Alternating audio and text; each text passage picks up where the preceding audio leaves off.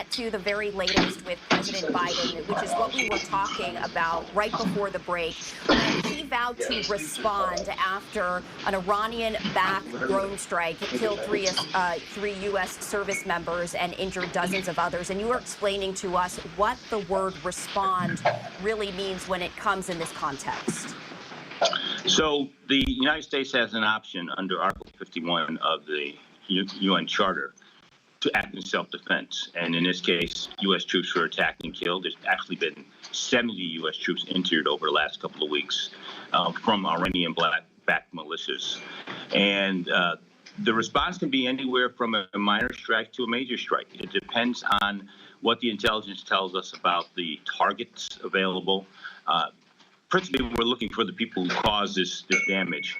And secondarily, since we know this is Iranian-backed militias, we also want to send a message to Iran and all the other militias that it supports what will happen if this continues. So I do want to ask you this, because Iran has denied any involvement in this latest drone strike, but we have seen Iran-backed militants targeting attacks against the U.S., the U.K., Israel. So what is Iran's strategy? Iran's strategy is to harass the United States, to force our hand, to put us in a position where maybe we widen the fight, and they can pull in now other sympathetic Islamic elements, anti-American elements, maybe even alliances across the board. As you know, right now in the war in Ukraine, Iran has become a principal drone supplier to Russia.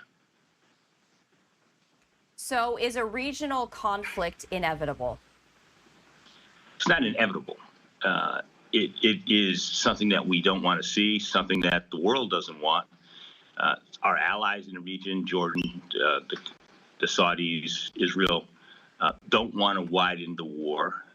But at some point in time, we have to engage. So if we go all the way over to Red Sea and talk about what the Houthis are doing off the coast, 90% of the U.S., 90% of the world's transportation happens over water. That's where goods and services are shipped. And if you continue to have the inability to travel safely in commercial shipping across the water, something has to give, something has to change. The United States is, with allies, Britain being one, are acting to do things to bring that back to life, to shut down the Houthis. The same thing is going to have to happen with the Iranian militias. So when you say that a regional conflict is not inevitable, does the response by the U.S. need to be strong enough so that it sends a message, but not too strong? Well, Iran knows it can't win a fight with us. That's a given. They don't have the military capability to do that. That's why they have these surrogate militias doing the work for them. A regional fight that wipes out their surrogates, that's more palatable than a direct one-on-one fight, at least from the Iranians' perspective. So I do want to shift gears and talk about the proposed ceasefire. There have been potential progress made, but again, the second ceasefire, the talks have been going on for quite some time. Is this realistic? Could we expect to see a ceasefire in the coming weeks? It really depends on what benefits the Hamas militants are going to get from a second ceasefire. If they're going to get or actually lose standing in terms of their ability to force the issues and try to come out of this as best they can, they won't have a ceasefire. Losing their leverage, which is the hostages, gains them nothing. If at the end of that ceasefire, it's a free fire zone in Gaza again, against them without any support. And let's talk about that, because the hostages are still being held by Hamas. And again, we are talking about the ever-growing humanitarian crisis in Gaza impacting 2.3 million people.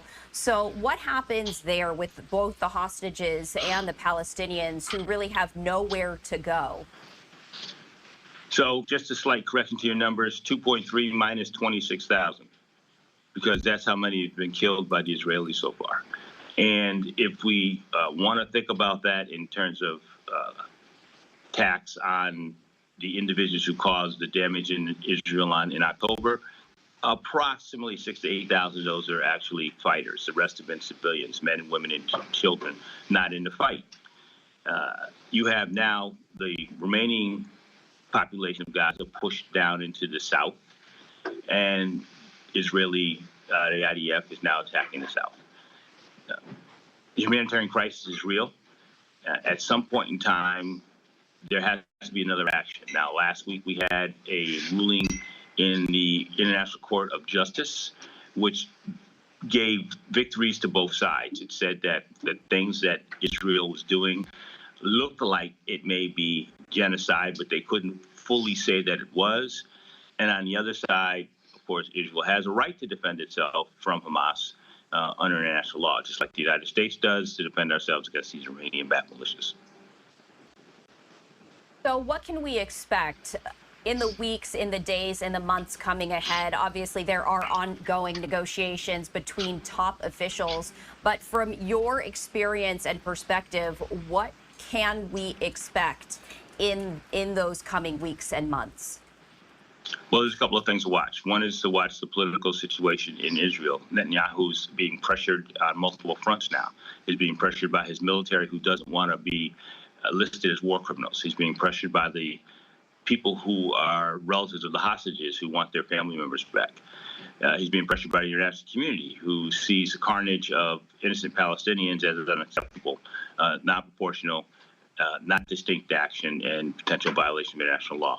And the ICC, the other international court who's looking at this, is looking at individual Israelis for their potential war crimes. So all of this stuff will continue to happen.